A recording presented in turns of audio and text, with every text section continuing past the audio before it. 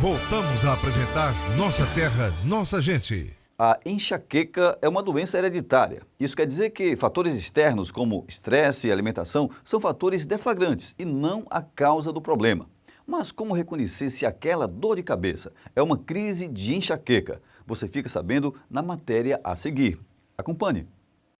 A dona de casa, Jane Leiros, sofre com enxaqueca há mais de 10 anos. O tempo e as crises recorrentes fizeram dona Jane aprender a conviver com a doença.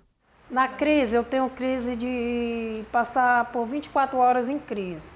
Então, eu tomo o medicamento que o médico recomenda e tomo outros analgésicos não recomendados pelo médico. Eu quero me ver livre da dor na minha cabeça.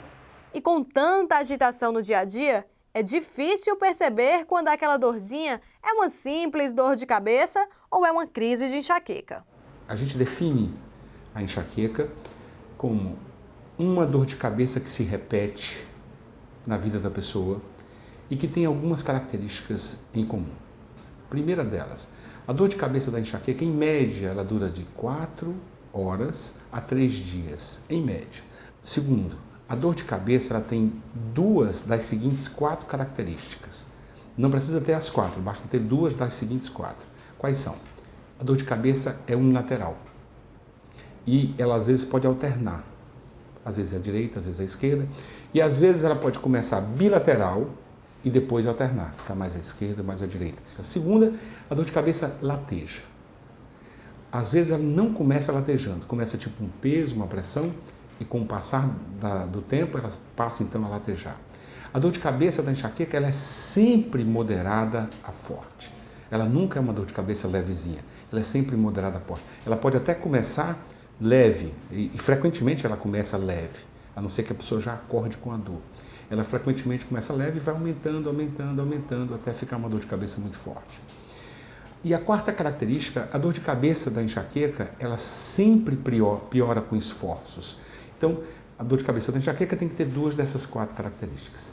Adicionalmente, é comum nas crises de enxaqueca que a pessoa apresente enjoo, náusea, não chega às vezes a vomitar, mas fica enjoado, tem dificuldades, por exemplo, de se alimentar, e a pessoa tem também uma intolerância à luz, à claridade, à luminosidade, a barulho, e algumas pessoas também têm a cheiros fortes sobretudo. Então, a pessoa que já teve na sua vida mais de 5 vezes uma dor de cabeça com essas características que nós acabamos de falar, essa pessoa muito certamente tem a doença enxaqueca. A gente sempre arranja uma explicação para aquela crise de enxaqueca, não é mesmo? Estresse, TPM, má alimentação, preocupações. Mas segundo especialistas, a enxaqueca é uma doença genética e hereditária. Portanto, esses fatores podem ser apenas deflagradores da doença. Hoje a gente sabe que enxaqueca é uma doença genética e hereditária. Ela decorre de defeitos genéticos que são herdados da família paterna ou materna, que determinam uma desregulação envolvendo vários mecanismos cerebrais que controlam a dor. Segundo dados da Sociedade Brasileira de Cefaleia, a popular enxaqueca atinge pelo menos 15% da população brasileira. Tontura, náusea, vômito.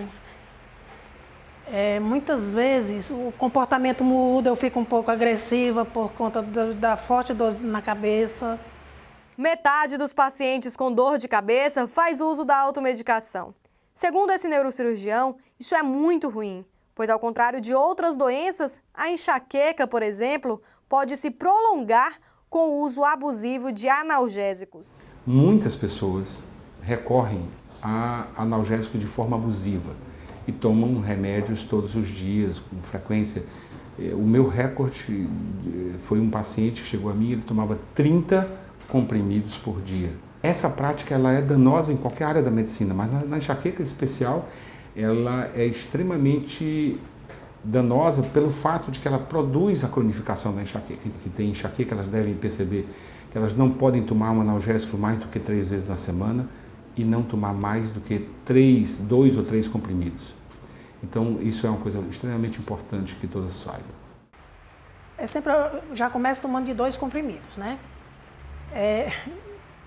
Creio que uns 10 a 12 comprimidos quando eu estou em crise. E o impacto das dores de cabeça não são sentidos apenas na questão social. Chega a afetar até o trabalho.